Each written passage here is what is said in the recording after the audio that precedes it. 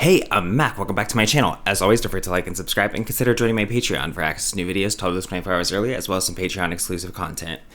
All right, so we're going to jump right into it. We're going to be circling back to Rachel Hollis once again because I'm being told that she has a podcast episode out that I need to see for some reason. So let's go. Let's see what she has to say. Hi, I'm Rachel Hollis, and this is my podcast.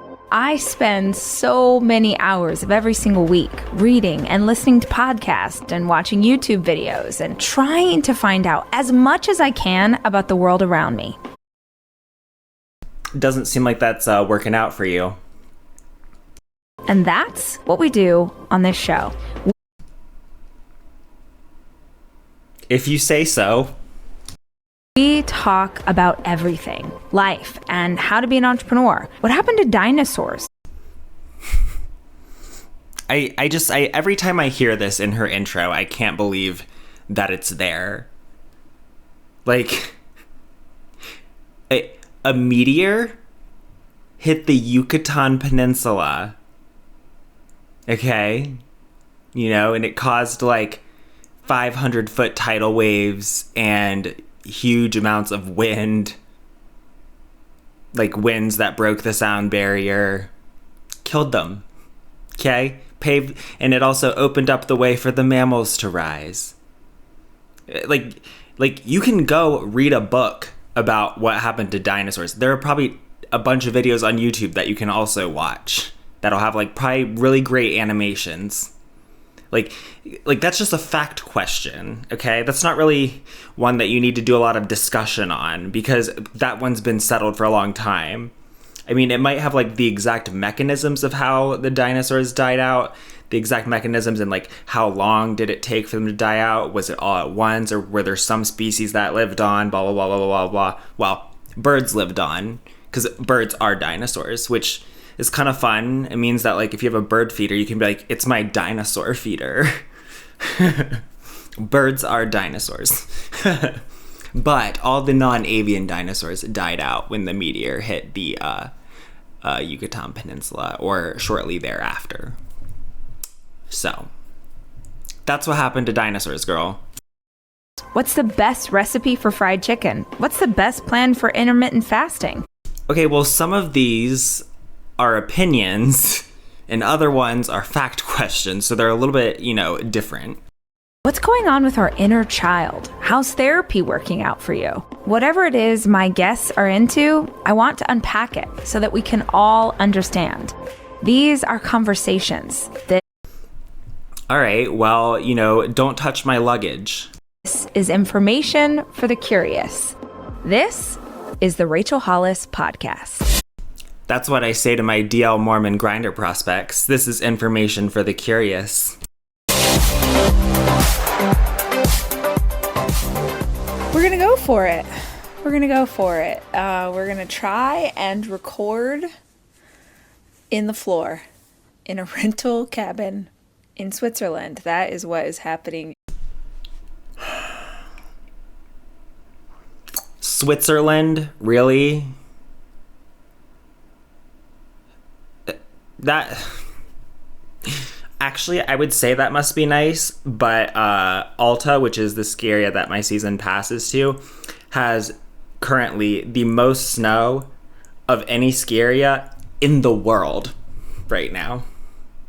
So we're caking up pretty well here in Utah, but nonetheless, that must be nice having enough money to travel to Switzerland and stay in a cabin there.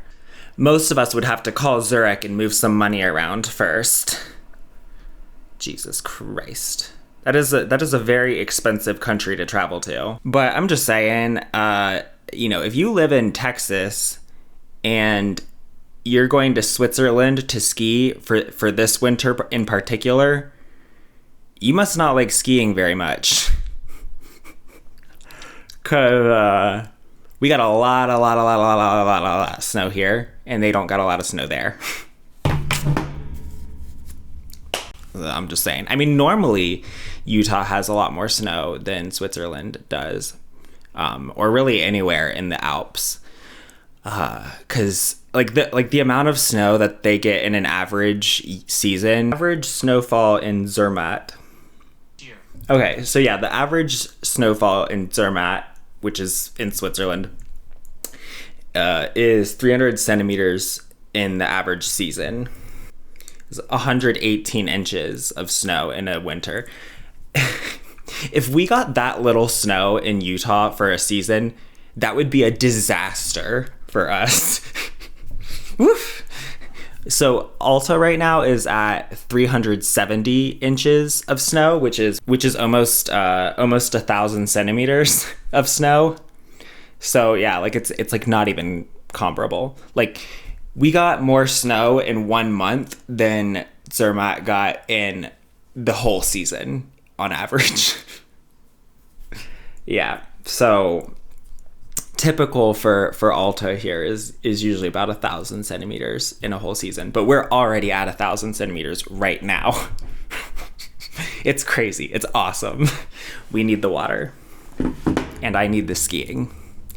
But yeah, so it's a very different experience skiing in Europe than it is here. Their resorts are much more extensive. They are usually like, you'll have like whole, basically like communities almost, where you'll have like several towns that are basically, you know, ski towns, and the ski areas will all be connected, and it's like, you know, one ridge and next ridge, next ridge, next ridge, next ridge, and it just like it just goes on and on and on and on and on, which honestly here that would be seen as quite garish and a little bit grotesque.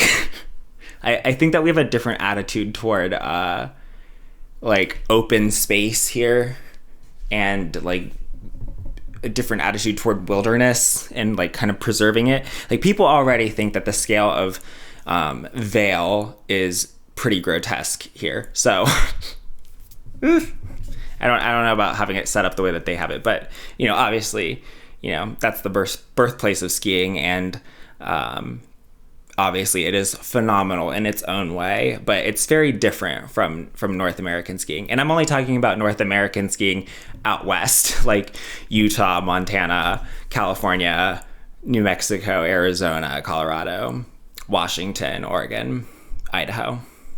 Not like the East Coast is... We're not going to talk about the East Coast. Woof, woof. But yeah, so I'm just saying that if in this season in particular, if you're picking to go to Switzerland to ski instead of here to ski, you're crazy. You're not, you don't know much about skiing. This is what skiers like live for, is the powder here right now, is this powder. In today's episode, I can't guarantee that it's the best camera work, and I can't guarantee that it's the best audio. In fact, it probably won't be, but I just thought it was kind of fun because I've never been to Switzerland before, and maybe some of you haven't either. I just was like, man, it'd be rad if I could actually pull off doing a podcast while I was there, and here I am, and we're going to give it a try. It is just after the first of the year in January, obviously in January, right? Get it together. I came here because my boyfriend is European. So we did the same kind of schedule as we did last year. We had the kids for a couple of weeks leading up to and through Christmas. And then after Christmas, they went to spend time with their dad. And when they went to spend time with their dad, we came to Europe so we could see all of his family and friends. And then we ended that trip here in Switzerland to go skiing. And I did not grow I knew it. Grow up skiing at all. This is my third ski trip. I think my third. Mammoth, Park City in Utah, and now Park City is the worst. Also, the name of the resort is Park City Mountain Resort. Park City is the city, okay? And the city existed long before the ski area did, okay? It's Park City Mountain Resort, PCMR, okay? Zermatt in Switzerland, which is a pretty intense ski trip. I did not grow up skiing, but My boo is a skier, and so it's a big God, I forgot that she called him my boo. passion of his, so I've kind of come along for the ride. We went for the... Let me just say something here.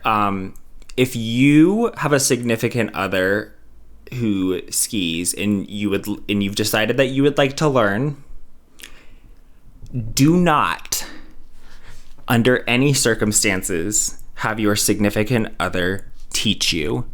Go take a lesson separate and away from them, preferably for the whole day. I'm serious. Learning to ski is so frustrating and infuriating, and it's so frustrating for you. It's frustrating for them because they're not having fun, because you're just falling all the time. And like that, if you're in a lesson, it's okay to get angry at the instructor, okay? Because you're not gonna go want to have sex with them later, okay? Well, you might, but you're not going to, right? Because you're being good on this trip. So it's okay. And plus you won't get as mad at them because you don't have a personal relationship with them. Like, this is a professional relationship. So you're going to feel a lot less like they're not helping you enough or whatever. Like, you're going to feel more like this is just, a you thing, and like you're just working on it here. So yeah, that's my advice is I know that you want to be with them the whole day or what, but the thing is, do you want to be with them the rest of this day, or do you want to be with them for longer than today? Because if you want to be with them longer than today, you're going to want to take that lesson, and you're going to want to take that lesson away from them. Because you're gonna be very, very, very, very, very, very, very, very, very frustrated. You're gonna be cold. You're gonna be feeling like you're just not getting any better. You're gonna feel like they're being totally unhelpful because they're not really qualified as an instructor, whereas someone who's teaching a lesson will be. It's just gonna be better. It's just going to be better. There's going to be no hurt feelings. And then also your partner can go do what they want to do for the day. And you guys can meet for lunch or whatever. And then you can meet at the end. And then eventually, when you're more on your feet and not on your ass, you guys can ski together. But seriously, don't learn from your significant other. Do not ever. Don't even consider it. And if they think that you should learn from them, then they don't really love you. They're trying to break up with you. That's the only explanation I can think of. First time last January, we took the two big boys, so my two teenagers, and the four of us went to Utah and did a ski trip. And it was super fun. Honestly, we had such a good time with the kids. And the kids and I all took lessons every day. And good. Boo just went and did the mountain. But that's the way to do it. This time I decided, since I was coming with him and his friends are here, so they're all great skiers and have skied their whole lives. And this area is a skier's paradise. I was like, okay, if I'm going to go, I really want to commit to some deliberate practice, which is when you are intentionally pushing yourself further than you think you're capable of. And basically me doing anything with skis is deliberate practice because it's really scary. But this time I decided that I would do private lessons because I was like, if I'm going to do this, I just want to get over my fear. So this is my 5th day here, and I can tell you, or my 4th day here, and I can tell you that I am not over my fear. I'm still very terrified, but the process of doing something scary has actually really been, this whole last 12 months and into this trip has really been life-changing for me. And I'm not using that term loosely. I always heard that expression, do something every day that scares you. I can't remember if it's a first lady or something who said do something every day that scares you. And I used to get so annoyed by that. Of course she doesn't know who said it. because I was like, I don't want to be afraid. And I think she meant like, go talk to a stranger and say hi, or like challenge yourself to do whatever. Well, how do you know? You don't know who said it. But it's still like that. It always frustrated me. And I realize now that it frustrated me because I am afraid of being afraid. And what's wild is that I can do a lot of ththings that would scare people. Like, I'm not afraid to talk in front of a crowd. I've spoken on stage for hours to 20,000 people. I have tried all sorts of things in business. I've pushed myself outside of my comfort zone. I failed again and again and again.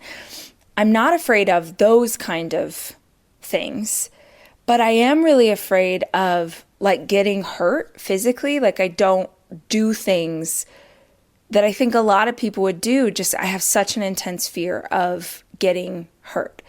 And that has kept me from trying a lot of stuff. And like, not even, to be honest, a lot of stuff that I was craving doing. Like, I've done a lot of things in the last 12 months that I never really had a desire to do. Skydiving or swimming with sharks or zip lining, things with heights, like running a marathon without training, like all of these crazy things that I've done. Those were not on a bucket list anywhere. I never really... A lot of these things are things that are safe, no matter what your level of experience is. Like skydiving, you're going to be with a qualified, instructor, unless you're very experienced, in which case it's also safe. Skydiving is a very safe activity regardless. Like, you could pass out or have a seizure as you were coming out of the plane and you'd still be fine because you're strapped to a certified instructor who's going to make sure that the parachute deploys.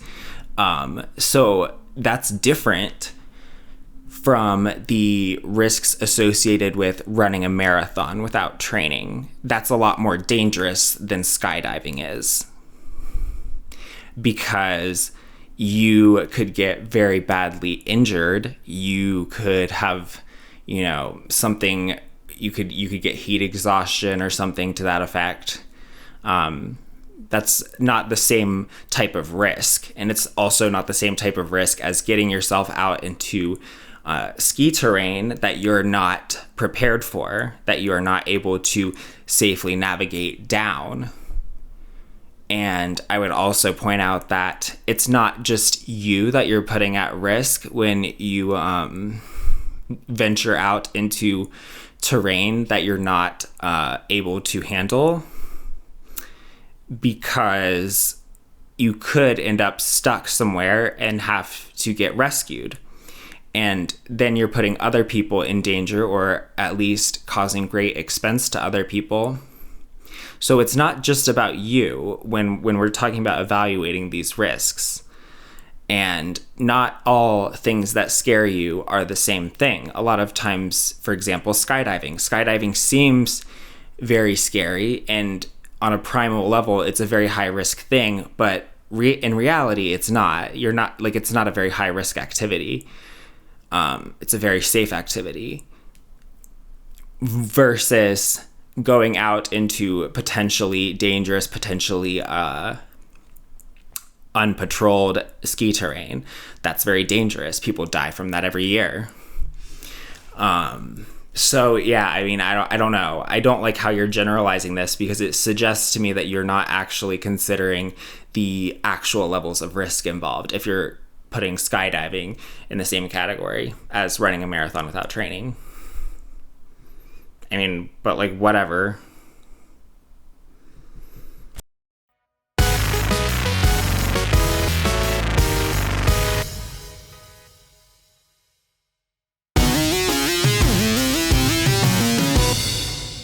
Felt like I was missing out.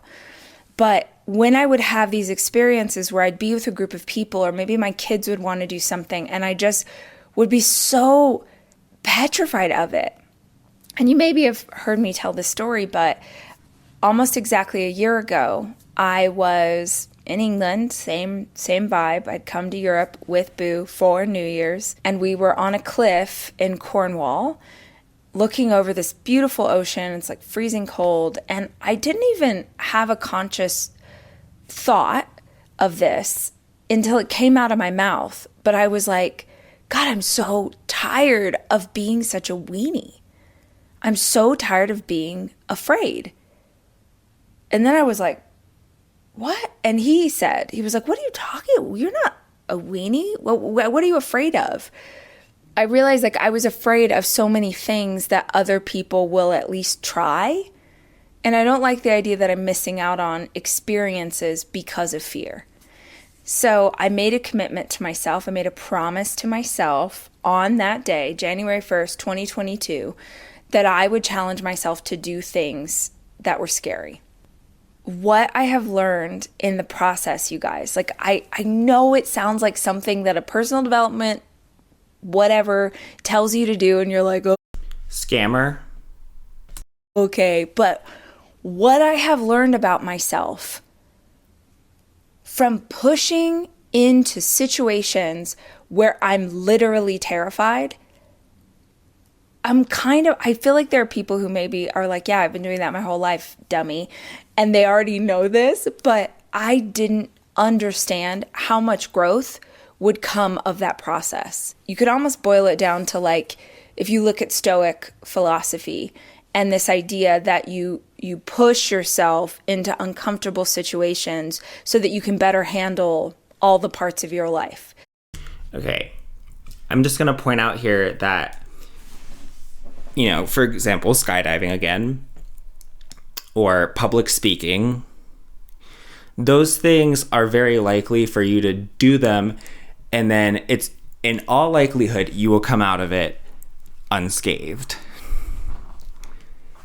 For skiing, if this is the reason you're doing it, that could backfire, because it's you know, I wouldn't say that it's likely that you'll get injured, but it's very, you know, you could.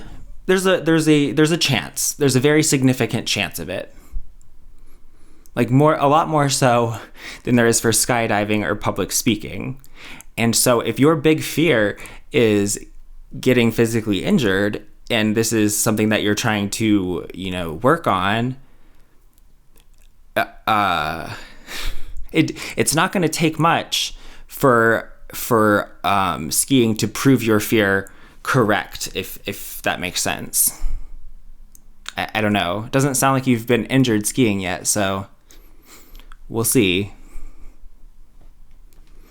And there's always going to be a certain level of fear, but you know, you just kind of have to go before you can let that paralyze you. Because if you're paralyzed at the top of like a pretty big slope and you don't have an exit route, that's going to be dangerous too. Can't let the pucker get to you. Like there's an old saying, something like, I'm going to butcher it, but it's something like, the warrior who sweats more in peacetime bleeds less in war times. Because you'll take on more challenges that you choose when you have the capacity to choose them, you will better be able to handle. Jesus Christ, they're just saying that training is helpful. The challenges in life that you don't choose. We challenge ourselves, or we bring in new habits into our lives when we have the capacity to take them on. Because we have to honor the fact that we don't always have the capacity to take on something challenging. Sometimes your life has enough challenges already. You can't add anything into the mix.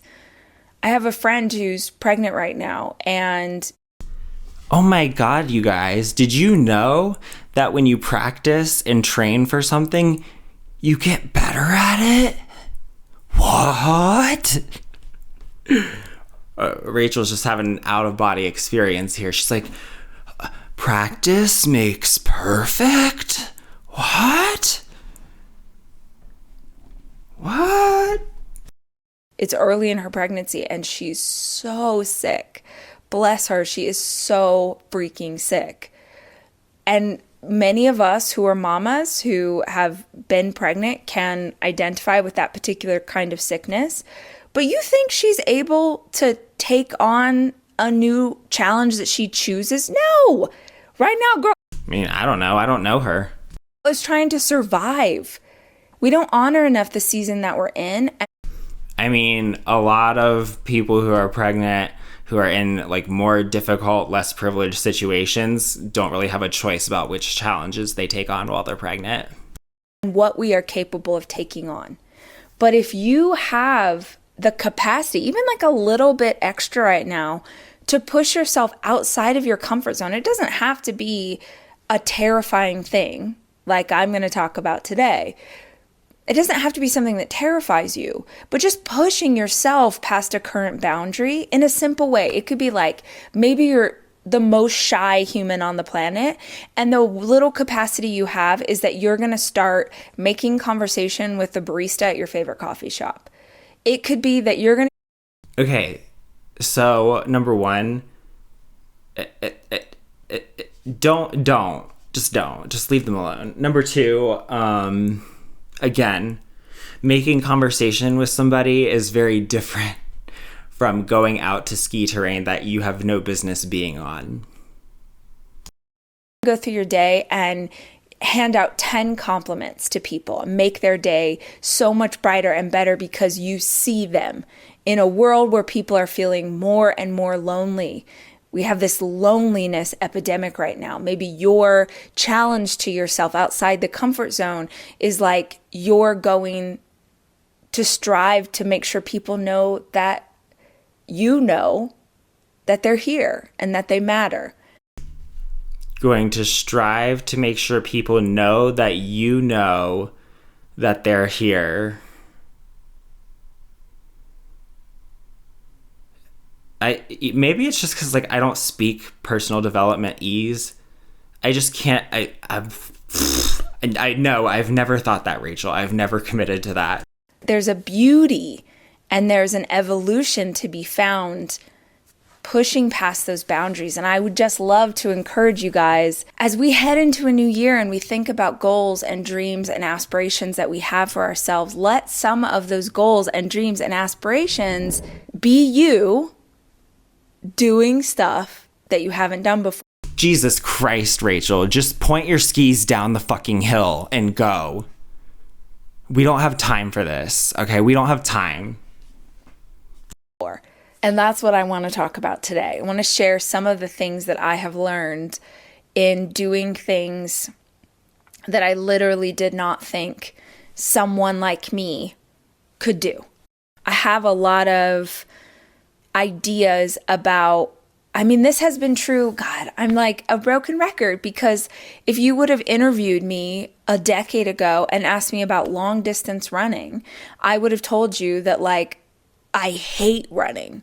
I used to say that. I used to say, I hate running. I couldn't even, get a quarter of a mile down the road without feeling like I was going to throw up. And I all the time would see people running and be like, what is wrong with that person? I can't even, and it's just, it's bullshit. It's the stories that we tell ourselves about why something isn't for us because we're scared to try that thing or because we don't think that thing can be ours.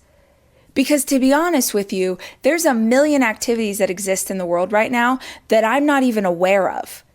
I'm sure there are so many kinds of workout modalities that I'm not even conscious of and I don't notice. But for 5 or 10 years, I would see people running and be like, that person's ridiculous. Why would anyone torture themselves in that way? Like I was always noticing. Because it will make you live longer and feel better. Like it feels terrible while you're doing it, but you it's good for your mental health. At least for me, it is. Like it makes my head clearer. Like I don't know. If I don't run, like I just feel like I'm not at 100%. And so I don't know. It makes you a lot healthier. It makes you live longer. That's why I do it. Like I seriously hate this attitude where people are like, oh, like they're putting like a status on Facebook or a tweet or whatever. And they're like, runners who run in the rain. what are you trying to prove? What are you trying to prove? And it's like, you're so vain. I bet you think this run is about you. It's not about you. It's about me. I'm just living my life and doing what's right for me. So I don't know what's with this inferiority complex that you're having, but it's not my job to answer your questions about it, okay?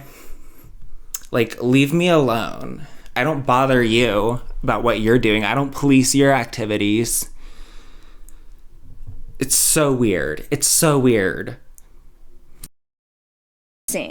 The runners and like thinking, you know, I could never do that. Why would they do that? Or, you know, I'd see people like on Thanksgiving Day or Christmas Day, they'd be out on a run. I'd be like, what is wrong with that person? This is a holiday. You're supposed to be eating and drinking. And now I'm like, I'm the person who runs on Christmas Day and who runs on Thanksgiving. Why would I want to feel like shit on a holiday?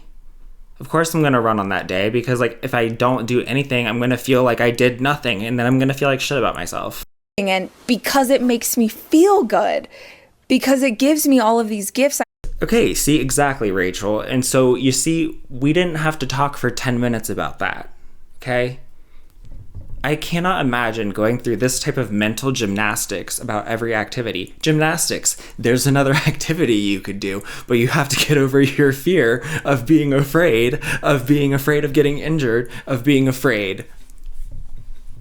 So, you know, once you get over that fear and you become who you were meant to be, which is this fearless, you know, warrior who walks through hard times and blada da blada sklurp, then you feel like you're ready to do a back handspring.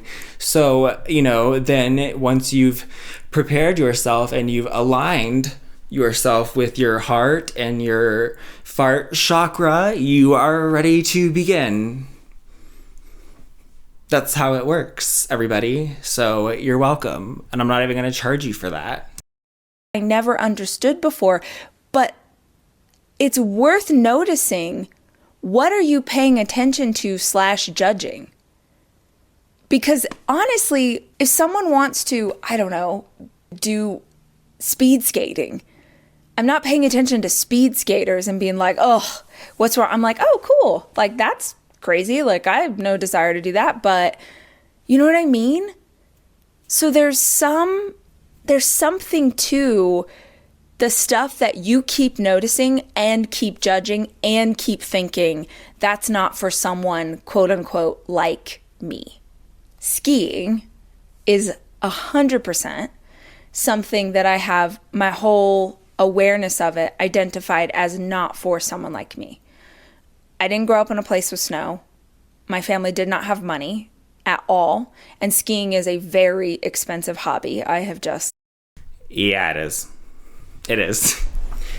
Also, here's the thing, is most skiers are idiots, because they'll be like, everyone should try it. Everyone should try skiing.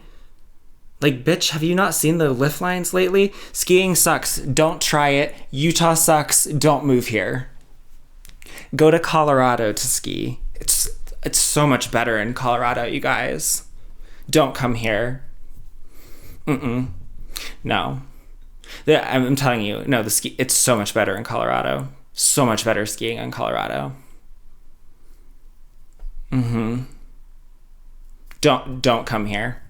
It sucks. It totally sucks. Discovered. Certainly, I'm sure there are ways to do it less expensively, but like renting the gear, getting a pass, traveling to a location with snow if you're not already in one. Like, it's a lot. Not only that, my family, my parents, my aunts, like the voices of authority in my life growing up had a lot of opinions about, oh, you're going to break your neck. Like, and by the way, I'm sure this is where my fear of getting hurt comes from, because they were afraid and maybe it comes from the fact that, like, you're a human, and so there's some apprehension involved in something where you could get hurt. I mean, some people have varying degrees of fear about that. No one wants to get hurt, you know, but some people, it is a more, you know, debilitating fear, and other people's, it's more of like a calculated risk that they're willing to take. gave that fear to us and tried, even like I'm 40 years old and both my parents, I like sent them a video of me skiing and both of them like, oh my God, like that's amazing, but like just please be careful, like I can't, that's so scary. And you know, it's crazy how much our parents' fear, or the people that raised us, how much their fears become our fears if we're not really conscious of it. So I didn't grow up doing this thing, and I would see people do it, and I would think, oh, well, it's too late. Like, I can't learn to do that as an adult. And I wanted to do this episode because I wanted to talk about fear, and I was hoping that even one of you would hear this conversation and do something that scares the crap out of you. And yeah, totally do that, but don't do skiing. Skiing sucks. Don't try it. And if you do try skiing, go to Colorado. It's so much better, you guys. So much better in Colorado. Become a different person and learn in the process. But I also want... Oh my God, why do you have to become a different person just because you tried something that you were a little bit scared of before? Like, you're not a different person. You're the same person and you're just trying something new. Like, Jesus Christ, my God. I wanted to just encourage you that it's never too late. It's never too late to try something. It's not. It's not too late to do the thing that you don't think you can do, because I truly attempted this. I had done it years and years ago, but I truly attempted this for the first time when I was 39. Honestly, I have fallen again and like eaten shit, like not just fallen a little bit, like rolled down a mountain. I've done. This is not unique to you. This is what everybody does. There's nobody goes skiing for the first time and stays up on their feet. Okay, even people who started when they were like 4. You like, no, that's how it works. You're gonna have yard sales and you're gonna have, you know, it's gonna be a lot of falling. That's why he sent you to go off into a lesson. Yesterday I did a full Superman down a mountain. My skis went flying. I had to... This is not a novel experience for you, okay? I mean, this is not unique. Your experience is not unique. It happens all the time. Happens all the time. That's why your skis are made to pop off. Climb back up the mountain to grab my skis. I've done like full pirouettes into crash. I know that you're new at this, Rach. This is a very mundane experience you're telling us about. Like, just from the fact that you said that this was like the 3rd time or whatever that you'd been skiing, I gathered that you were falling a lot. Okay? So, I went up over the side of a lip the other day and like, it's just, I have hurt myself doing this. I've also had a hell of a lot of fun. And I don't know. I mean, I'm not going to lie to you guys. I'm here for the après ski. I am. If you're a skier, you know what that is. And the only reason I agreed to come on this ski trip with Boo and his friends was because I wanted to do the like, oh, after the skiing, you go and have like a delicious Glühwein, which is like a mulled hot cider or mulled hot wine here. You go have like toasty, delicious mulled wine. You need to stop drinking, Rachel. The fact that you're going on this trip to drink, basically, right? You are. I would love to know what Boo thinks about that. God, please stop calling him that. Please. It's so cringy. It's so cringy and so nauseating listening to you call him Boo. It's disgusting. So gross. Also, I hope that you're starting the après at like 1 o'clock, because that's usually when I like to get there on the mountain. Because most people quit at like, I feel like most people quit at like 1 o'clock. It's great. Works out great for me. Because the early bird gets the worm, but the second mouse gets the cheese. Okay? Yeah. While you're by a fire in your ski, like it looks like it's out of a... That's why I'm here. I came here for that moment. And like, why are you sitting by the fire in your ski boots? Like, why don't you change? That sounds uncomfortable. Like the delicious food, the fondue, and the Rashti and like all of these amazing things that. Do you think that they only sell these things at ski areas? Like, you know that they have those like everywhere in Switzerland, right? Swiss, the chocolate, that like I'm here for that. But while they were skiing all day, I was like, I can't, what am I gonna watch Netflix while everyone skis and then meet? No, I was like, if you're gonna do it, you're gonna do it. And I'm shocked to tell you, I get it. I get why people like skiing. I would never have understood this, but it perfectly feeds my Enneagram 3 achiever nature. I just shout out to any other Enneagram 3s. If you haven't tried a ski holiday, you might be interested in this. In Colorado. Don't try it in Utah. Utah sucks. Colorado's so much better. Go skiing in Colorado. So much better there. So much better. Our skiing sucks. Colorado's is amazing, you guys. Because the setup of these days, you go and you ski for 3 or 4 hours. You're like toast. Like your body is it's the most incredible workove buns of steel. I mean, first of all, when you first start, like I'm saying this because those of you who ski are going to know, y'all have maybe seen it, but you like hold the snow plow is what they call it, or the pizza. It's like you hold your skis in a triangle because that's what makes you go slow or gives you the ability to stop. But when you first start skiing, you're petrified. I mean, petrified. And so you basically just hold the snow plow endlessly for 3 or 4 hours. Girl, your thighs and your butt have never had a workout like a snowplow that's trying to keep you alive. Straight up. Honestly, it's been an incredible workout into some incredible food. We're in this place called Zermatt in Switzerland, which is literally at the base of the Matterhorn. Like, you know, in Disneyland, there's the Matterhorn, the actual Matterhorn. Everything here is beautiful. There are like you're skiing down mountains and like there's all these little amazing restaurants on the mountain. So you ski into like amazing food. Yeah, see, that's what I'm talking about with like the level of development that there is in Europe around the mountains and everything. Like that would just be very grotesque here. That would get a lot of backlash. You know, I'm here for the food, but I had to ski in order to get it. So I get it. Ski people, I get it now. And it kind of sounds like you don't, though. I'm still terrible, but I'm trying.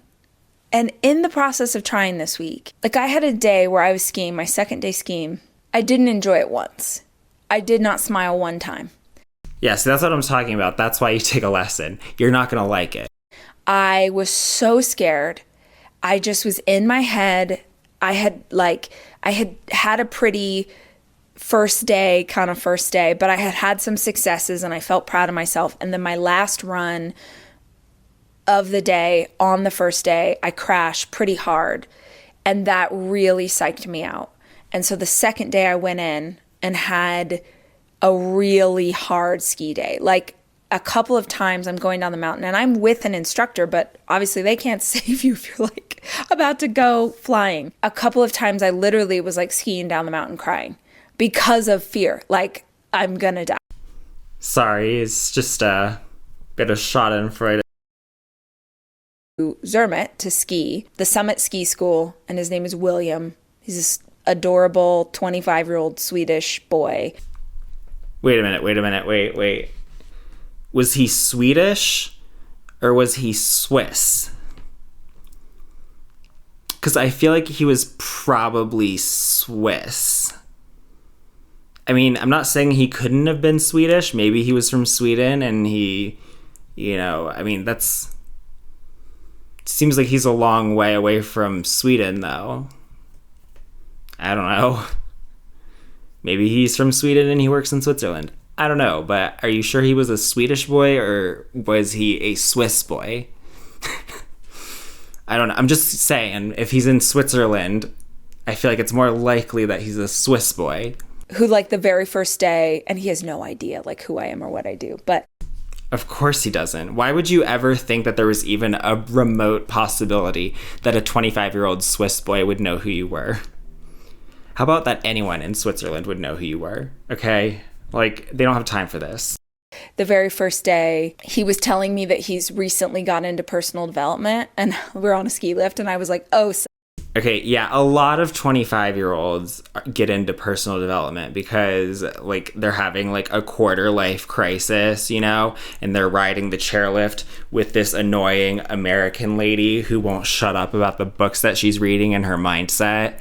And her boo, she keeps calling the guy that she's with her boo, and she's super annoying. And you're just, you know, this Swiss boy, and she keeps saying that you're Swedish, and you're not making very much money as a ski instructor, and you're like, is this what I want to do with my life? And so you start reading personal development books.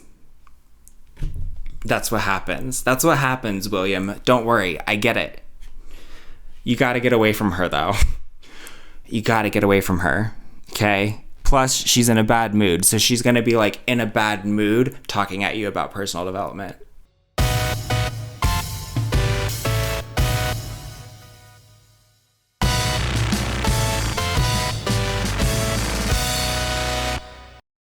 You've come, the universe has connected you. Because he's like, I'm not really sure what to read next.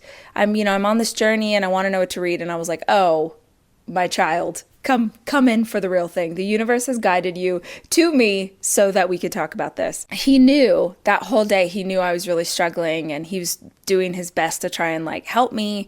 But I was just so in my head, and I was so scared. I went up for the last run of the day, and we were on a mountain where the runs are really quite long. And I was just like, oh my God, please, Jesus, let me get to the bottom of this hill.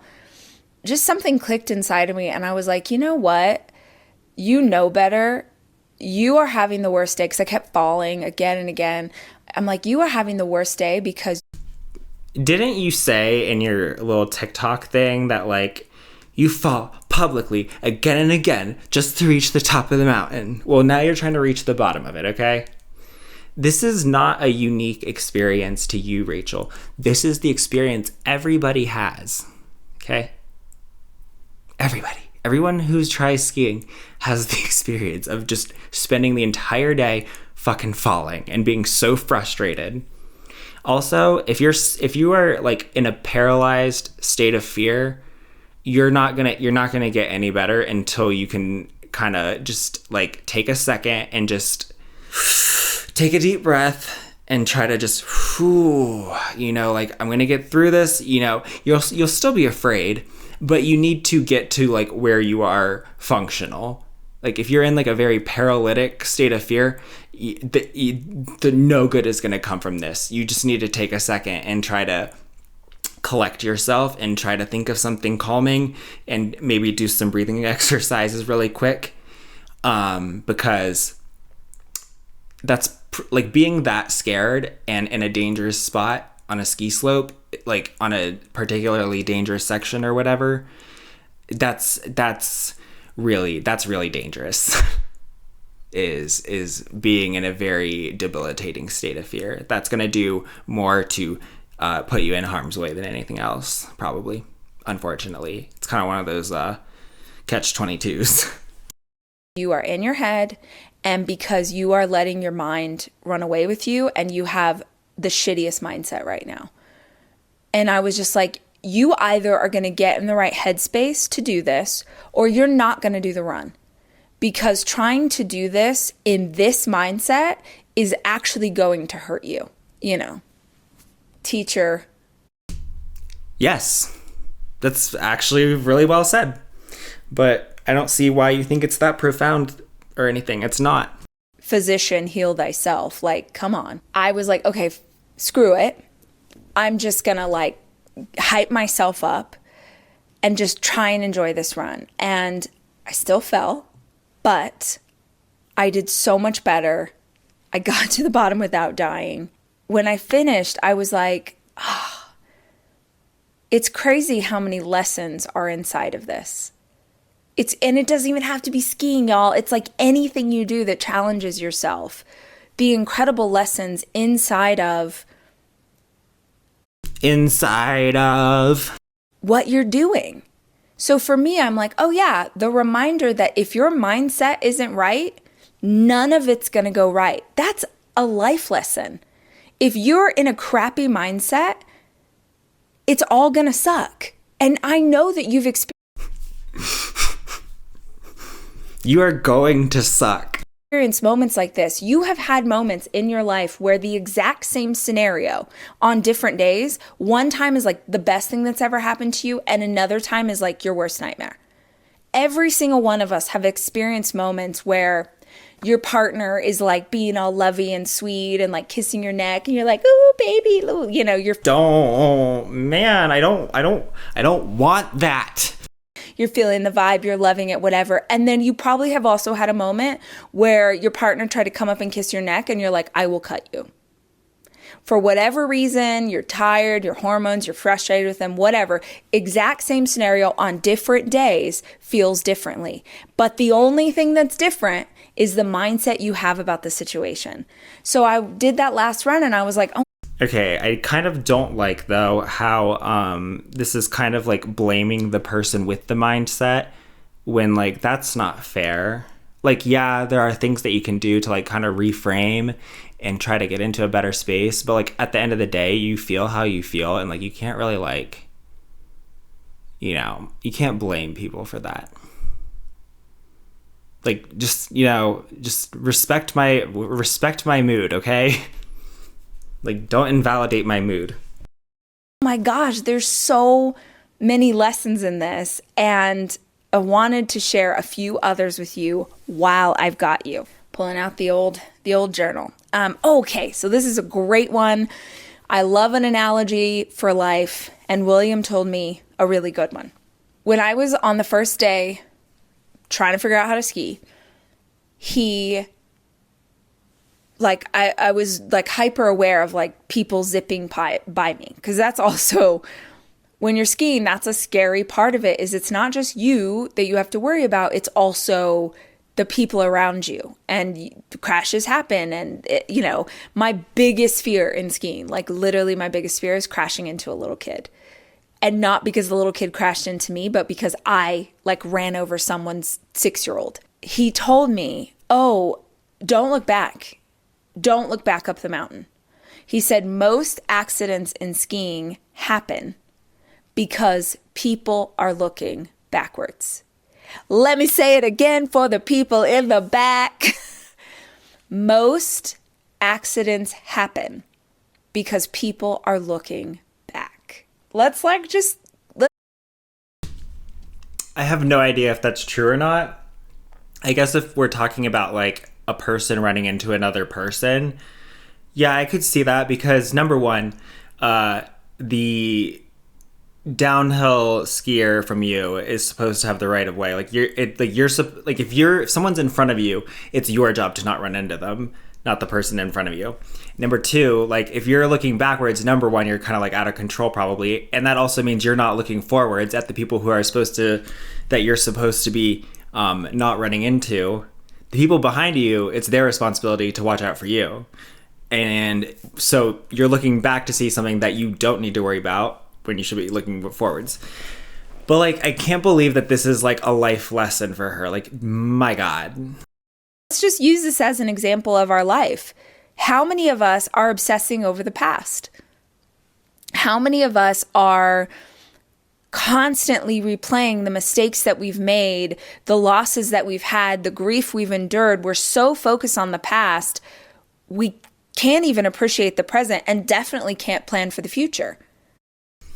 Okay, he was talking about looking at like literally looking back. Good God. So he said, yeah, what happens is you look backwards to check and see where someone's coming down the hill, and then you change your trajectory based on what you think they're going to do. But they were planning based on what they thought you were going to do. So when you adjust at the last minute, now they're screwed, and that's how accidents happen. So he's like, never look backwards. And another layer of this, I was struggling so hard the first day because I was looking down at my skis. I kept looking at my feet, trying to like ski down the mountain, looking down at my feet, and then trying to adjust based on what my feet were doing. And he kept telling me, loosen up and look out in front of you. Oh my God, it's like you have to look forward and not just, at what's going on right now. Except, doesn't that contradict living in the present? I guarantee you that's the analogy she's going for. I bet. I'll bet you $5. Loosen up and look out in front of you. Because he's like, if you can look out in front of you, you'll be able to read the terrain. You'll understand what's coming next and you can adjust to it. But don't look back. Don't look down. Look forward. Yeah, so I just thought that was a good reminder for all. Okay. He meant like down the trail. I feel so bad for him having to try to work with you as you're turning everything into this fucking deep thought. All of us that we maybe spend a bit too much time obsessing about the past. And what's interesting is that I would consider myself as a very future-minded person. If anything, I feel like I struggle to be in this present moment because I'm so focused on where I'm going in the future. But I do think about the past a lot.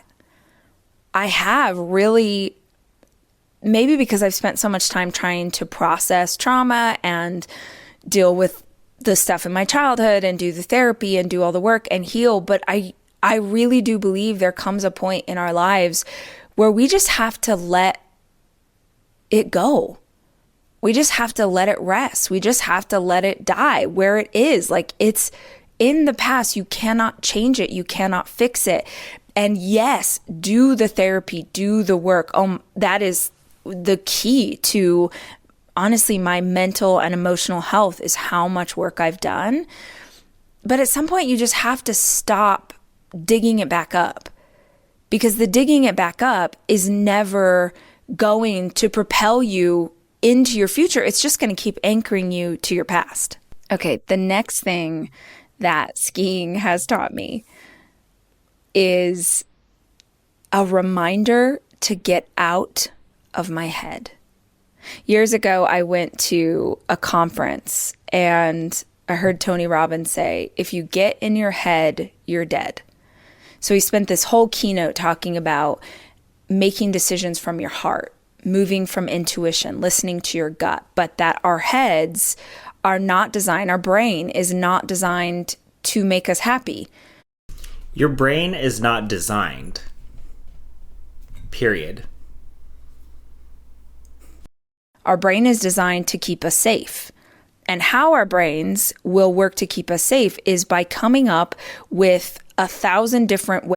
Okay, that's a very ass backwards way of looking at it, though. It's not that, like, we're talking about what your brain is doing. Like, your brain is like, okay, we're gonna feel happy right now. It's like, no, it's just being happy in those situations has been selected for over time, and you've been feeling uncomfortable in a dangerous situation, or feeling uncomfortable when you don't have, enough money, which, back in ancient times would have been like, if you don't have enough food stored away for the winter, like, you're going to feel anxious and like you need to do something to relieve that. Like, yeah, because that is a favorable quality for survival and survival of your children. So that's all it is. It's that humans who were happy when they didn't have enough food stored away died, and the ones who felt uncomfortable about not having enough food stored away from the winter, and so they had to go look for more so they would feel better, those people lived and had kids. That's all. Okay? It's not that, like, there's some, like, puritanical judge up there who thinks that you can't be happy this much of the time or whatever. That's not it. It's just those are the situations where we feel uncomfortable, because those are situations like where we need to do something. And, a lot of times now that anxiety response is unproductive in this day and age, So that's why we have a lot of disorders with that. But that's all it is. It's not that there's some, moral amount to be happy and like some moral amount of suffering that one must have or whatever. That's not it. And your brain was not designed ways that this thing we're about to do might kill us. And I don't even mean something scary like skiing off a mountainside. I mean, your brain will come up with ways that applying for a new job could be the death of you. Your brain will tell you that asking out that cute girl at the bar will be the thing that takes you down. Your brain will come up with all of the reasons that it possibly can to scare you into staying inside your comfort zone. It's why this Okay, but the fear of a social risk is a very there's an evolutionary reason for why that fear exists. Because any time that you are taking a risk with your social standing, you're a human. We're a social animal. A human all on their own with no equipment, no food, with absolutely nothing that has ever been touched by other human hands. So I'm not talking like no clothing that other people made, no food that other people made, no map that other people made, etc.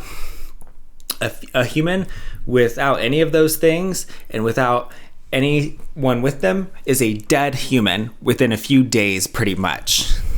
So yeah, it's very actually like it's understandable that there would be a very prevalent fear of taking a social risk like that, because that is a big risk. And usually what our brain is miscalculating is it's miscalculating the likelihood of the negative outcome you are envisioning, is that you're overestimating that probability, but it's not overestimating how devastating that maximal negative reaction could be if it happened, even though it is extremely unlikely. Kind of like how when you if you have an embarrassing fall or whatever, and like the first thing you check for before you even check to see if you broke something, the first thing you check to see is if anyone saw you, because you don't want to be embarrassed. Why? Because it's social risk. Because that could, like, if a social interaction goes like the worst it could ever possibly go, then that could be a life or death situation for you. If you get ostracized, that could be the end of your life. This deliberate practice of doing scary stuff, of doing things that you don't think, quote, someone like you can do, that practice, even when you fail at it, is so powerful because you are disproving to your brain that it's inaccurate. You are disproving to your brain that it's inaccurate. Doesn't that mean then... It's like, oh my gosh, if you go skiing, you're going to die. No, I just did it and I'm fine. And it was scary and exhilarating and petrifying and all of those things. But like, sorry, brain, you are incorrect. I didn't actually die from this thing. It wasn't the worst thing that happened to me. Was it the best? Maybe not yet. Yeah, you didn't get injured this time. What's going to happen when you do get injured, and suddenly are you going to take that as confirmation? But it was cool, and I'm proud that I didn't sit on a couch today doing nothing out of fear. I had the best reminder of how important it is to stay in my heart instead of my head. And technically, these are both happening in your head.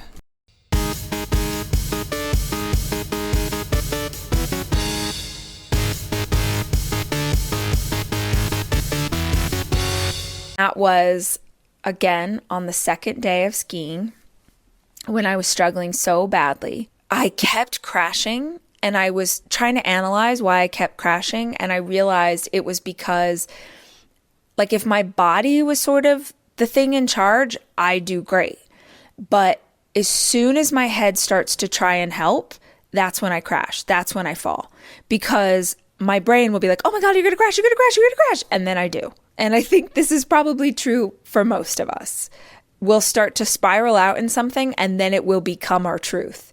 So I mean, yeah, but it's not that profound of a thing. Like, yeah, it's called psyching yourself out. Me, I was like, I've got to get out of my head. My head is what's screwing me up right now.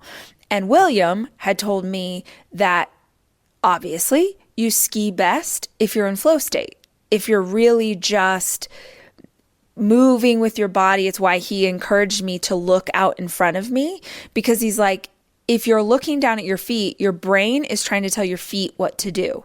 But if you're trusting that your body has this, then your body actually is feeling, it's feeling the terrain. It knows how to respond. Like at this point, it knows how to respond. Just let it do what it does.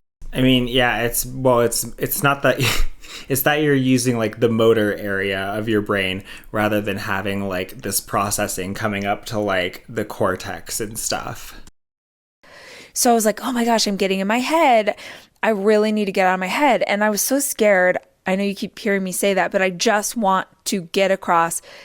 I wasn't scared. I was terrified. And so I was praying a lot, and I was calling on guardian angels. Like I was like, please, you guys, like this is awful. And I still have an hour and a half of this lesson. Please, I want to be able to enjoy some part of this process. I just don't want to be this scared. I was skiing by, I was on a run where, you know, I told you there's all these cute little restaurants and things as you're skiing. And I was on this thing called the Igloo Run because Yeah, that would not go over well here. there's a beautiful igloo restaurant on the way down. And that igloo is about halfway down the run. And that igloo, very smartly, has fantastic music playing. It's like great speakers of the igloo. So it's like you start to hear it long before you see it. And God, that sucks. it's a great idea because it makes you... No, it's not.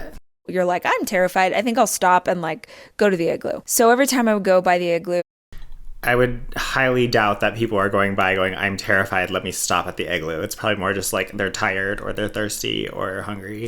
it would be playing music. And I love the Swiss, I have to say, because they have an affinity, like myself, for old classics. And Yeah, I mean, Swiss skiers probably do, because skiers generally skew older because older people are who can afford to do it most. It so happened that on this time down, as I was passing the igloo, it was Listen to Your Heart by, I want to say, Roxette. Oh my God, if she got that wrong, I was gonna lose it, man. I have a cover of that song. Which I want to say is maybe a Swedish band, which would make sense because lots of Swedes here. I was skiing by. Okay, I'm glad she knows the difference. Whew. Terrified. And of course, I feel like the angels were like, okay, we're going to take over the playlist. And it was, you know, that song, like, listen to your heart when it... See, I don't even know the words right. Call When he's calling for you. him to you. Listen to your heart. There's nothing else you can do. I don't know where you're going. I know I can't sing. Maybe you... Yeah, we're a little bit off key here now. Did a bit of a key change there. Auto-tune this, Jack? No, just kidding. But you know that song, that old song that's literally saying, listen. Yes, everybody in the English speaking and Swedish speaking and like everybody in the Anglosphere knows that song. To your heart. And I was like, okay. And so what I did, and this really helped me, was I sang the rest of the way down the mountain. Like I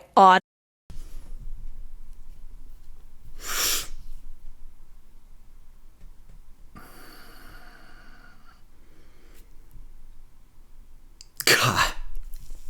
I'm just imagining like I'm like skiing, you know, and then all of a sudden like I just see Rachel Hollis coming down like this like green run, like in a snowplow, not making any turns, just like way out of control. And she's singing "Listen to Your Heart," but the wrong words and out of key. I would just be like,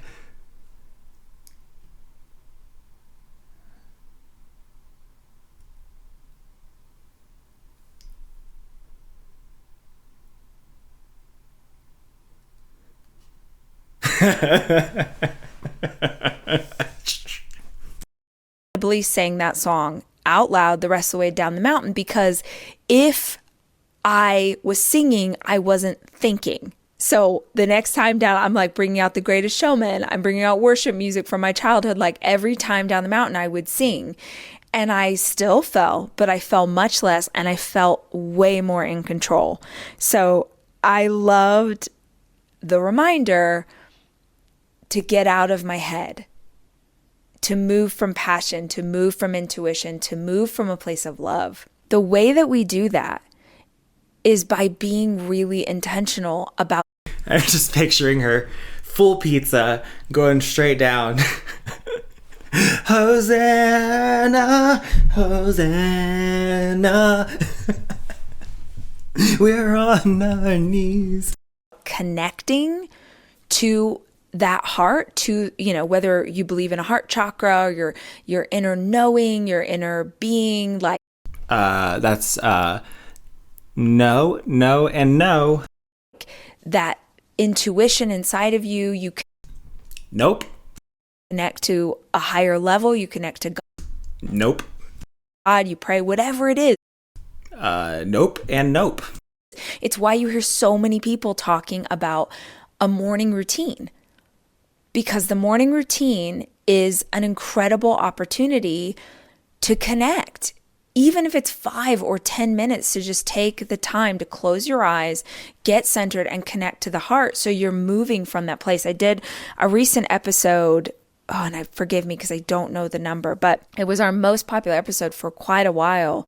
Do they not have internet in Switzerland so that you could look up all this information that you don't have about, like, the people who said quotes that you're using?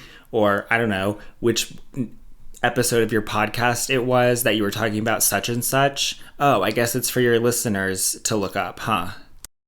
Which was 7 habits that helped me connect to a higher power. That must have really resonated with a lot of you guys, because we need some reminders of ways that we can connect to ourselves and to something greater. And when you get scared, it's like, okay, how can I go back to this heart-centered place? And if nothing else, put on that song as loud as you can, sing it as badly as I just did for you guys, and hopefully feel a bit more connected. The last thing that I want to tell you guys about this process, this skiing trip, and who knows, maybe I'll have more stories. I'm going out again this afternoon, but yesterday I wasn't going to ski. So I had 2 days of lessons, and then we were meant to take a day off because it was supposed to be kind of cruddy weather.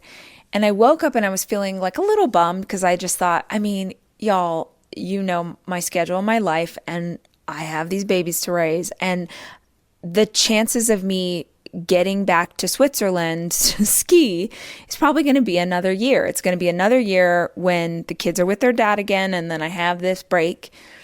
So it's a really rare opportunity, I think, for any parent, especially, to get the time away. And even if you're not a parent, like, whenever we have these pockets of time where we don't have to be at work, and we don't, because I'm working right now, where you just get this sort of break from your regular life and you have this opportunity, I really felt a little bummed, because I was like, I'm not going to get to do this again for a very long time, and I feel bummed that I'm not doing it today.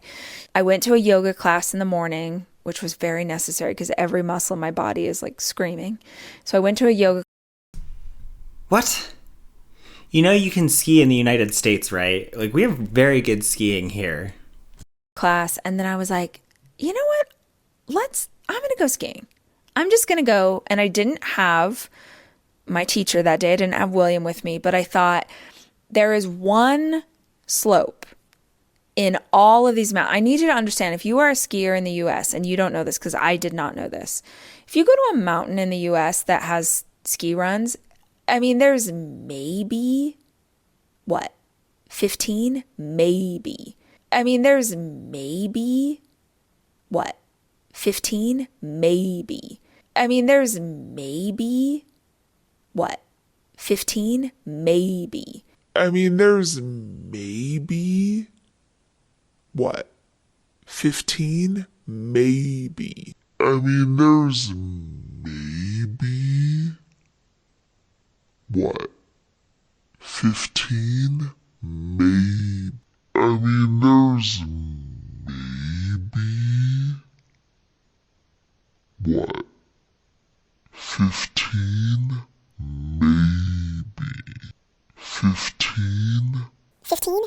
Maybe. Maybe.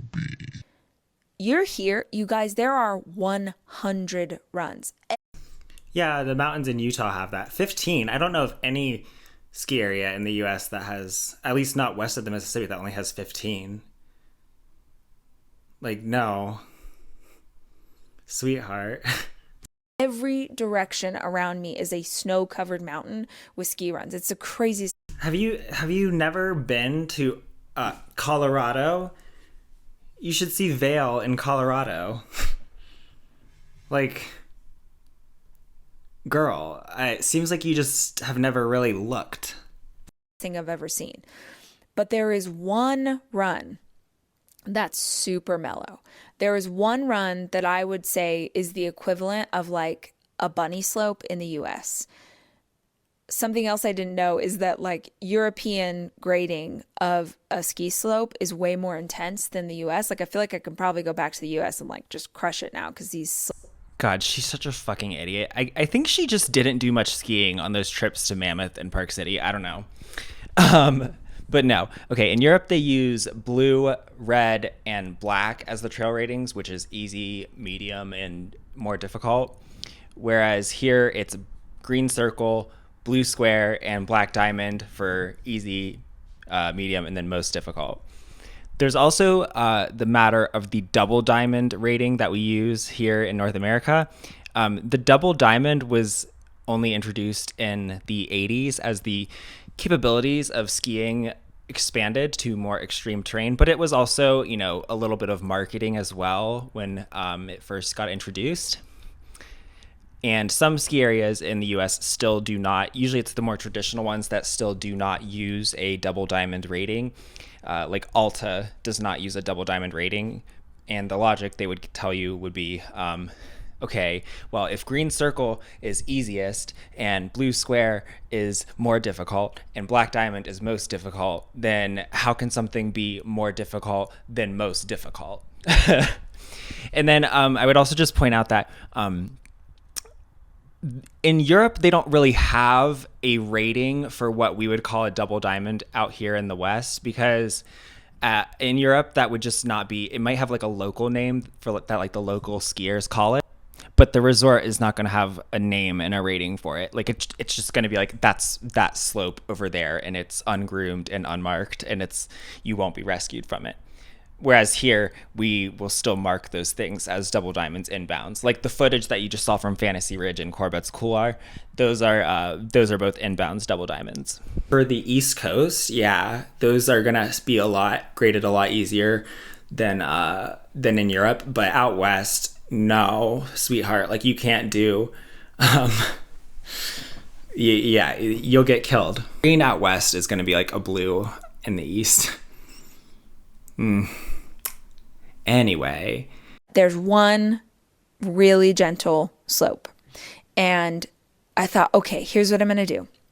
I'm going to go to this slope, and I'm just going to do it 1,000 times. Like I'm just going to do it over and over and over, even though it's gentle, just so that I can feel more confident in what I'm doing.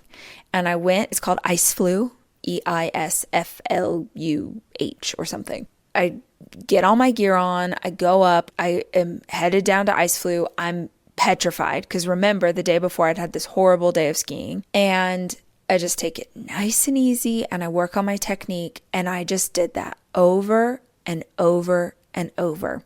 Eisfluh has 2 entry points. One is this very gentle thing that takes you down the rest of a very gentle slope, and then the other one is incredibly steep. Like it's just like over the top. It's insane, but it's fairly short. Like you're only in this steep thing for a fairly short amount of time. And my boyfriend had seen it and he was like, oh, I bet that you're supposed to start with the gentle thing and then work up to that steep part because they connect. And then, so you really just have to get through this steep moment and you'll be okay. But Imagine thinking that this is interesting. Notice how much I ski and how few times I've ever told a story like that.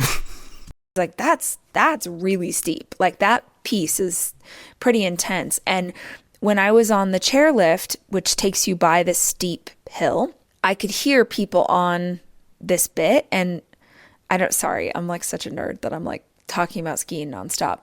But you can tell based on the sound if it's ice.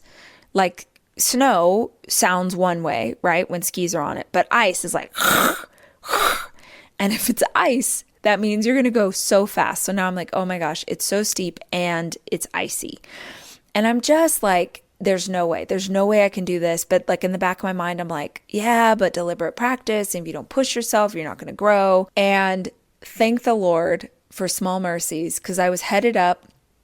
I had done the easy one 5 times. I was headed up in the chairlift, and I look over and there is an instructor taking 6 5-year-olds down this steep slope. Can I just have a minute for these babies on skis? If you've ever been skiing, you know what you're like, a grown human falling over, tumbling down a mountainside, and there are these little babies doing 1,000 miles an hour, not afraid at all. Like, I do not get it. Kids are the most amazing skiers. I don't have words. But I see this instructor taking these little babies down this steep thing, and I'm like, okay, there's no way this person's taking these kids down this bit if it's too dangerous for me. So I was like, stop being a wuss.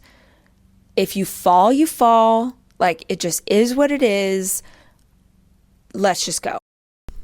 You just said that kids are the best skiers, and a lot of times they are. So actually, that instructor very well could have been taking those kids down something that was too dangerous for you, but was not too dangerous for them, because something that is dangerous for you is going to be easier than something that's dangerous for them if they're in an intermediate or advanced class. So, yeah. That's not a very good way to evaluate the difficulty of the slope, Rach.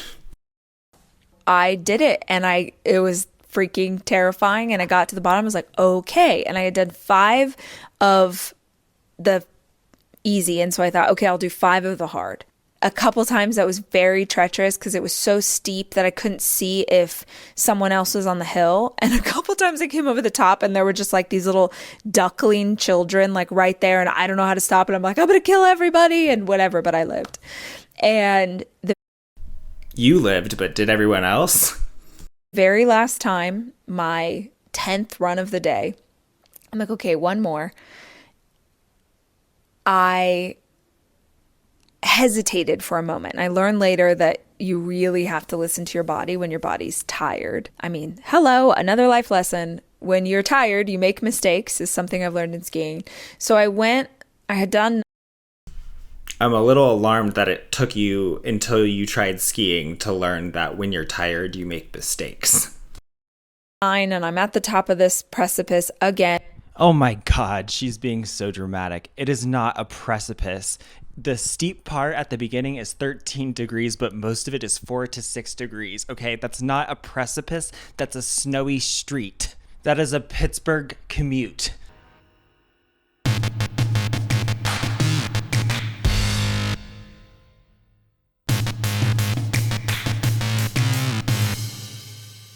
Okay. I'm like, okay, one more run, but my legs were really tired. They were like, yeah, the mountain doesn't care that you're tired. Okay, Rach, we're done.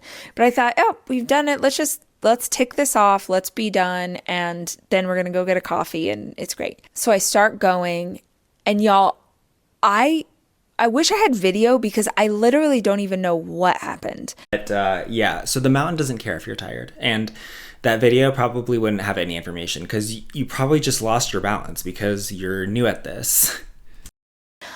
All I know is that at some point down this mountainside, my skis are flying. I am doing a Superman down the side. It was like the worst crash I've had. You didn't get hurt though. And also, everyone who's ever tried skiing ever has had this experience. Like, everybody. Still don't know how it happened. And I think I told you at the top of this conversation, I had to like crawl back up the mountain to get my skis and then put my skis on a mountainside, which is... Did you have to fail publicly again and again just to reach the top of the mountain? Very difficult on a steep slope, at least for me. It was a whole thing. But I got through it. I got done. And I was like, you know what? Yes, I fell. Yes, I crashed.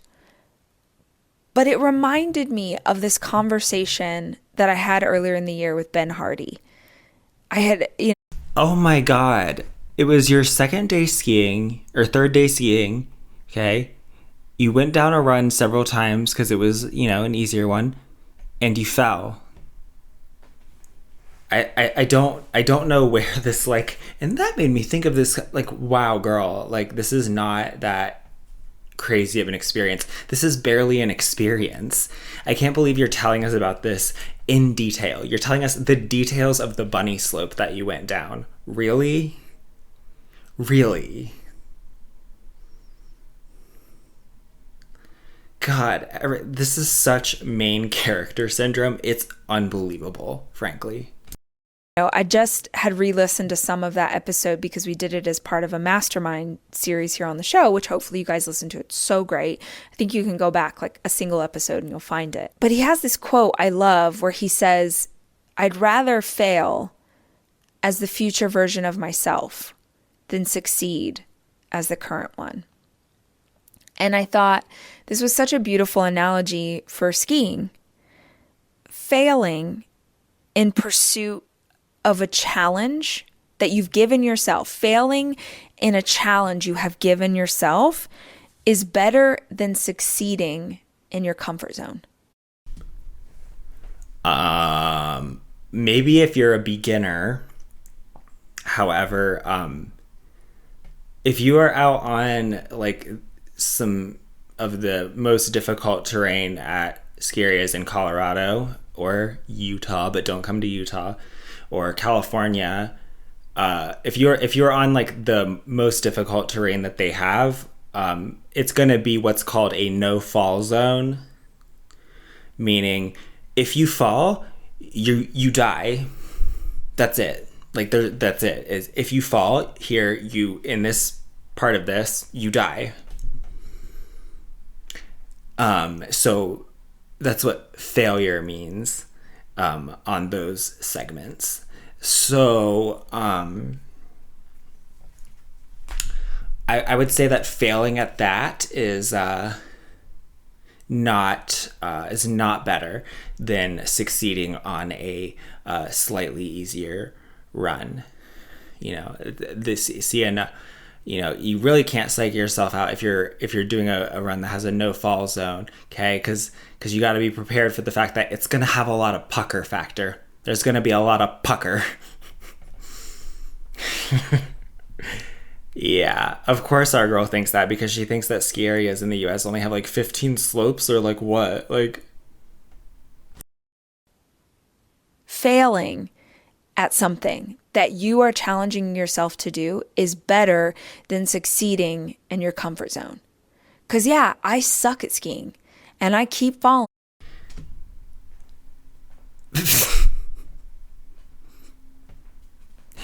I guess it depends on the difficulty level that you are trying to break through to.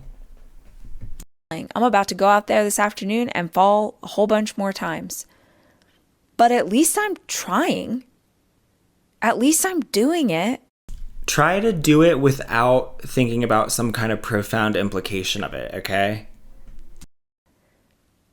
How many people are waiting around to talk shit on anyone who tries to create anything? The critics are endless, right? Everybody has... Okay, you remember this mindset thing you were talking about? That's what's going on here, Rach. An opinion on why your thing sucks or isn't good or what. See, this is your mindset. Your mindset is focusing on every negative thing that anyone says. And if you're looking for those things, you're going to find them. At least you're trying. Like, there was another thing that was playing in my head. It's not the critic's job to give you a gold star for trying. It's a critic's job to evaluate something on its merits. As I was trying to do that really intense steep thing yesterday. Okay, listen. I know it was not a cliff, okay? Cliff has a meaning in skiing. Usually it's a rock face that is not covered in snow and requires mandatory air. Those are inbounds runs in Utah, okay? Those can be found on double diamonds and even some black diamonds. I kept thinking of the Roosevelt quote about daring greatly. Like, at least I'm in the arena. At least I'm taking the punches. Like, at least I'm daring greatly. Settle down. Let me fall in pursuit of something hard than succeed at... You were on the bunny slope at Zermatt. Okay, there was no way you were going to die here, okay? You were like right by the lift. The same old crap year after year. That's something else I heard in that interview with Ben that I didn't catch the first time around. He was like, if you want to 2x your life, if you want to just do a little bit better than you're currently doing, you really don't have to change much. He's like, because all that is you dragging your past into your future. But if you actually want to become a different person, you're going to have to do some different stuff. And y'all, whatever it is you're trying to build or do or grow or change, you better believe there's someone who will very quickly talk crap about it. That hasn't been my experience. And maybe they're talking crap because just like me and just like you, once upon a time, they had the goal or the desire to do that thing that you're now doing. And it's making them feel a certain kind of way that you are pursuing it. Kind of seems like either you hang out with a lot of really toxic people, or you're just perceiving any criticism as being like shit talking, which it's not. We talked about this, okay? Criticism hurts even when it's productive. And frankly, that has nothing to do with you. Let's work on not taking the criticism personally. I agree. You need to work on not taking criticism personally. This is not about us. Constructive criticism is about you. Someone's talking crap on the internet, that has nothing to do with you.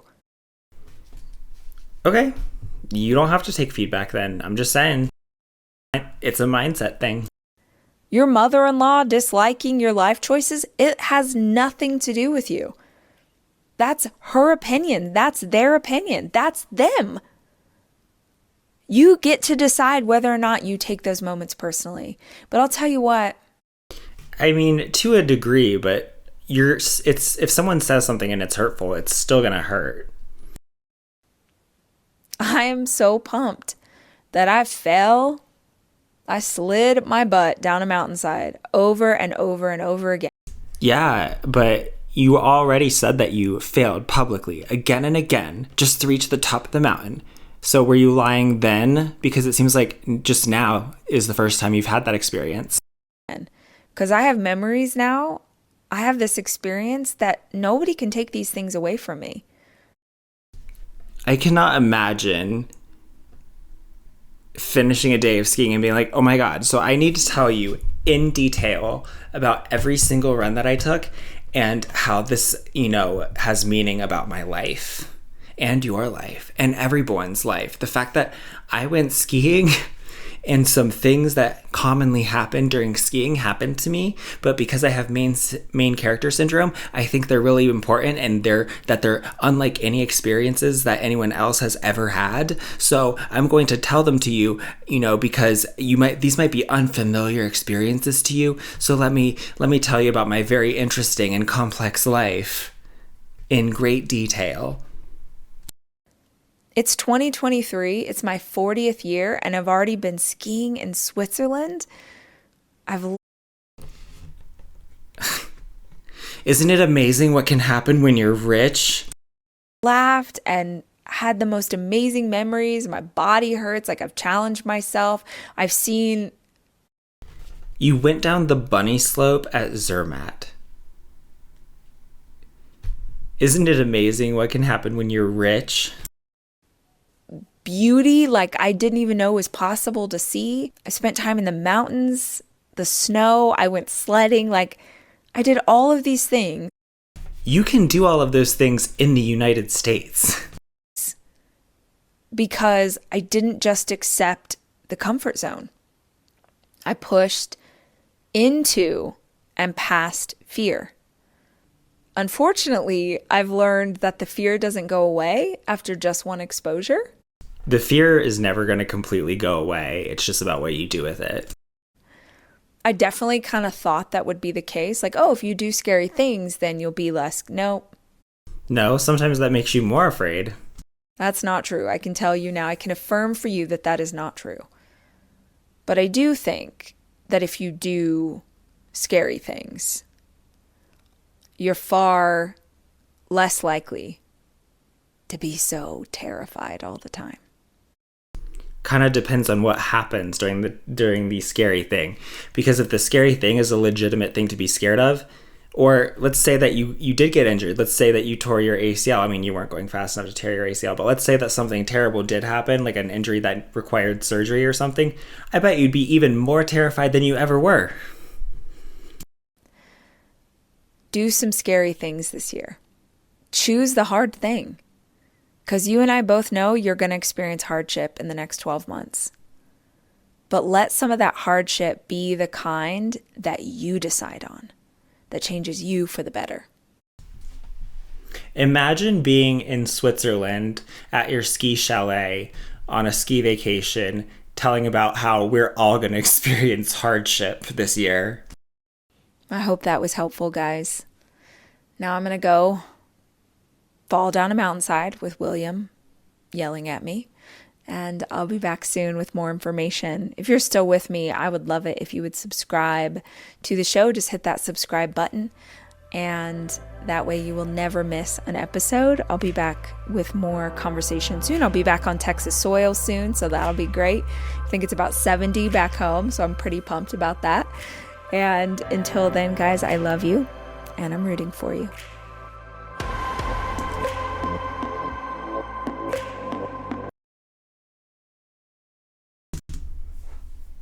That woman is so stupid. I just cannot imagine finding everything so important and profound and deep, like, that I need to, like, tell you every ski run that I fucking went down in detail. Like, main character syndrome much, Rach? Wow. And that was also just really bad advice, too, because really what the advice should be is, hey, think about doing something that you've always wanted to do but you're scared of, but, like, make sure you look into what the risks are. Are you willing to accept those risks, and what can you do to mitigate them? What's the smart thing to do?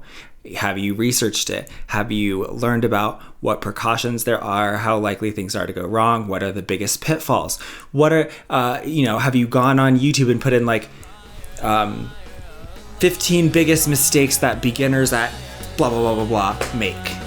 You know, see what the pitfalls other people have made are so that you don't repeat them. And that goes for, like, any activity. Like, just, be smart about it. But, like, also, if you've always wanted to do it, then find out how you do it. That's it. All right? And you don't got to go to Switzerland to ski. We have way more snow here, and we have some pretty damn good terrain, and it's a lot more unspoiled than the wilderness, if you could even call it that, out there. We don't have igloos, okay? So, I don't know. I've been Mac. Peace out. Bye!